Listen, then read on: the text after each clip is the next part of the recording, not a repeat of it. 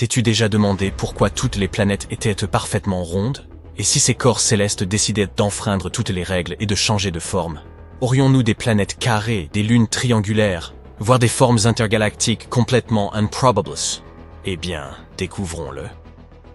Comment les planètes se forment-elles? L'univers est rempli de nuages tourbillonnants de poussière et de gaz. Ces nuages, appelés nuages moléculaires, sont constitués de divers éléments, tels que l'hydrogène, l'hélium, le carbone, l'oxygène, etc. Ils sont comme une cuisine cosmique, remplie des ingrédients nécessaires à la préparation de nouvelles planètes. La première étape de la recette de formation des planètes s'appelle la théorie de l'accrétion. Supposons qu'il se passe quelque chose qui provoque une instabilité gravitationnelle. Par exemple, qu'une supernova explose à proximité.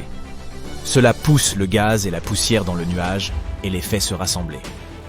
En raison de la gravité, ces particules commencent à tomber vers un point central. Elles se serrent de plus en plus les unes contre les autres, un peu comme lorsque tu serres une balle dans ton main. Finalement, elles se trouvent pressées si fort que le nuage commence à s'aplatir pour prendre la forme d'un disque. Un peu comme lorsqu'on mélange de la farine et de l'eau pour faire de la pâte à pizza. Ce disque est appelé disque protoplanétaire. Il tourne également parce que les particules du nuage étaient déjà en rotation. Imagine maintenant que ces minuscules particules de poussière et molécules de gaz dansent à l'intérieur du disque. Parfois, elles se heurtent les unes aux autres et, dans ce cas, elles s'agglutinent comme du velcro. Ces petits amas de poussière et de gaz sont appelés planétésimaux. Ce sont les éléments constitutifs des planètes. Au fur et à mesure des collisions et des fusions, les planétésimaux deviennent de plus en plus gros et forment des protoplanètes. Ces protoplanètes prennent de l'ampleur et leur gravité devient plus forte. Certaines d'entre elles grossissent tellement qu'elles finissent par devenir les grandes maîtresses de leur voisinage cosmique. Les planètes que nous connaissons et que nous aimons. Chaque planète a sa propre recette de gaz, de roches et parfois même d'eau. Mais pourquoi les planètes s'apparentent-elles à des sphères? Eh bien, c'est à cause de la gravité. Revenons à nos protoplanètes. Imagine que tu comprimes un ballon avec tes mains. L'air à l'intérieur du ballon est repoussé, ce qui crée une pression. Il se passe la même chose avec les planètes. La gravité comprime la matière vers l'intérieur, la tirant vers le centre. Et comme la gravité agit également dans toutes les directions, elle attire la matière de tous les côtés vers le centre de masse, ce qui donne une forme sphérique. Et cette matière repousse à son tour au moyen de la pression, résistant ainsi à la force de gravité. En fin de compte, ils trouvent tous deux un point d'harmonie qui leur permet de s'équilibrer mutuellement. C'est ce qu'on appelle l'équilibre hydrostatique, un terme sophistiqué qui signifie que tout est en équilibre à l'intérieur d'une planète. Mais ce n'est pas tout. Un autre élément qui rend les planètes sphériques est leur rotation. Imagine maintenant une boule de pâte à modeler ou de glaise et que tu la fasses tourner rapidement. La matière commence à pousser vers l'extérieur, ce qui fait que la pâte à modeler se bombe au niveau de l'équateur et s'aplatit au niveau des pôles. Il en va de même pour les planètes. Lorsqu'elles tournent sur leur axe, la combinaison de la gravité et de la rotation pousse la matière vers l'extérieur, ce qui fait bomber la planète au niveau de l'équateur. Les planètes cherchent tranquillement à redevenir des disques. Cependant, la gravité ne veut pas de ces planètes dégonflées. Elle veut qu'elles soient bien rondes. Elle continue donc à tirer sur la matière en essayant de la rendre aussi compacte que possible. Finalement, la gravité l'emporte et la planète prend une forme sphérique. Prenons quelques exemples dans notre assortiment planétaire. Jupiter, la géante du système solaire, adore montrer son aplatissement. Elle tourne si vite qu'elle devient visiblement comprimée au pôle et potelée au milieu. Un peu comme une toupie avec un joli ventre bombé. Saturne maintenant, la merveille aux anneaux, se joint également à cette fête de l'aplatissement. Elle tourne sur elle-même avec ses magnifiques anneaux, et sa distorsion est encore plus prononcée que celle de Jupiter. Ce exemple montre comment la rotation peut donner aux planètes une forme unique. Elle passe d'une forme parfaitement ronde à un certain renflement autour de la ceinture. C'est comme une poterie cosmique, où le mouvement de rotation crée cette forme si distincte. Tu sais maintenant pourquoi les planètes sont rondes. Mais le plus intéressant, c'est de savoir ce qui se passerait si elles ne l'étaient pas. Et si elles étaient, disons, cubiques, ou même triangulaires. Voyons voir ça. Une planète en forme de cube ou de triangle verrait sa masse répartie d'une manière totalement différente de celle d'une sphère. Et tu sais ce que cela signifie? La gravité en serait également bouleversée. Sur une planète sphérique, la gravité attire tout vers le centre parce que la masse est uniformément répartie autour de celui-ci. Mais lorsque nous introduisons une planète en forme de cube ou de triangle, les choses deviennent intéressantes. Si tu te tenais au centre de l'une de ces faces, tu ressentirais la gravité la plus forte qui soit sur cette planète. C'est parce que les faces seraient les plus proches du centre de gravité. Et lorsque tu t'éloignerais du centre pour t'approcher des bords, la gravité commencerait à te jouer des tours.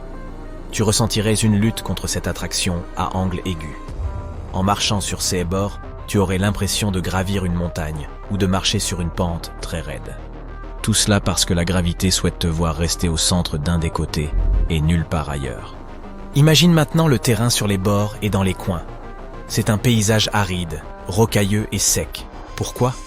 Parce que toute l'eau s'accumulerait au centre de chaque face, laissant les arêtes à sec. Et la qualité de l'air ? Elle est soit inexistante, soit si fine qu'elle ne permet absolument pas la vie. Ce n'est pas l'endroit le plus confortable où élire domicile, ça, c'est certain. N'oublie pas non plus tes vêtements chauds, ton sandwich et tes chaussures de randonnée. Tu en auras besoin à cause du climat démentiel qui y règne. Le type de climat que tu rencontrerais sur notre Terre en forme de cube ou de triangle dépend de la façon dont elle tourne. Si elle tourne sur ces angles, chaque côté jouit d'un climat doux et tempéré. En revanche, si elle tourne sur un axe passant par deux de ces faces, les choses se corsent. Imagine une version en montagne russe de notre climat actuel. Certaines faces présenteraient des paysages polaires, glacés et froids, les faces supérieures et inférieures du cube, ou la face inférieure du triangle. Les autres faces seraient complètement différentes. Dans un cube, elle serait brûlante, avec un climat équatorial qui te ferait suer à grosses gouttes. Au lieu de voir la lumière du soleil se courber doucement le long de la surface, elle se dirigerait directement sur ses côtés. C'est ce qu'on appelle rôtir à petit feu. Sur une planète triangulaire, la lumière du soleil frapperait les faces en biais. Cette lumière solaire inclinée créerait de fascinantes variations de température sur la planète. Imagine ceci. En allant de la base du triangle vers la pointe, les températures diminueraient progressivement. La base, où la lumière du soleil frappe le plus directement, serait la région la plus chaude, tout comme le climat équatorial que nous connaissons sur notre Terre sphérique. Mais à mesure que l'on s'aventurerait vers la pointe, l'angle de la lumière solaire s'avérerait moins direct, ce qui entraînerait des températures plus froides. Mais la base est toujours sombre et froide elle-même, car la lumière du soleil ne l'atteint pas directement. Le triangle présenterait donc des changements de température et de zones climatiques complètement insensés. D'ailleurs, tu connais cette couverture d'air douillette que l'on appelle l'atmosphère.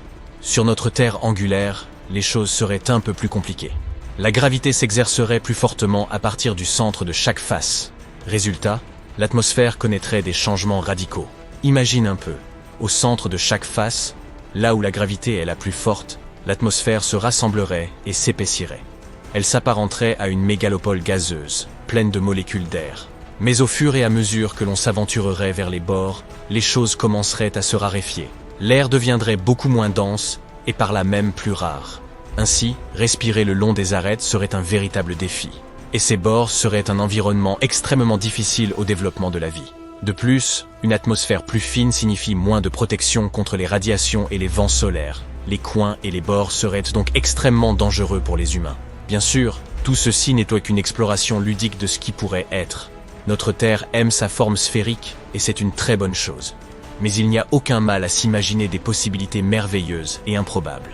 Alors, ne bridons pas notre imagination et continuons à nous émerveiller devant les curiosités de notre planète adorée, quelle que soit sa forme.